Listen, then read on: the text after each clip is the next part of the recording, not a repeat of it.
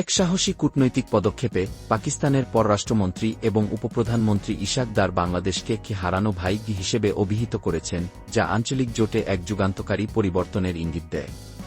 বৃহস্পতিবার ইসলামাবাদে একটি গুরুত্বপূর্ণ সংবাদ সম্মেলনে দার বাংলাদেশকে দক্ষিণ এশিয়ার পরিবর্তনশীল ভূরাজনৈতিক প্রেক্ষাপটে একটি গুরুত্বপূর্ণ অংশীদার হিসেবে উল্লেখ করে ঢাকার প্রতি সমস্ত ধরনের সহযোগিতা প্রদানের প্রস্তুতি প্রকাশ করেন।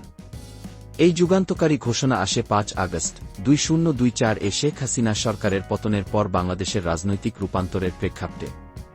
পাকিস্তান এই মুহূর্তকে কাজে লাগিয়ে দীর্ঘকাল ধরে অবনতি হওয়া সম্পর্ক পুনর্গঠনের উদ্যোগ নিয়েছে, যার শুরু হয়েছে ইতিহাসে প্রথমবারের মতো একটি পাকিস্তানি কার্গো জাহাজের চট্টগ্রাম বন্দরে সরাসরি নোঙর করার মাধ্যমে, যা ১৯৭১ সালের বেদনাদায়ক ঘটনার পর প্রথম ঘটনা। দারের বক্তব্যে আঞ্চলিক প্রতিবাদ এবং ভারতের ক্রমবর্ধমান আধিপত্যের বিরুদ্ধে তীব্র সমালোচনা প্রকাশ পায়। তিনি কাশ্মীরিদের দুর্দশা আন্তর্জাতিক মঞ্চে তুলে ধরার জন্য পাকিস্তানের অঙ্গীকার পুনর্ব্যক্ত করেন।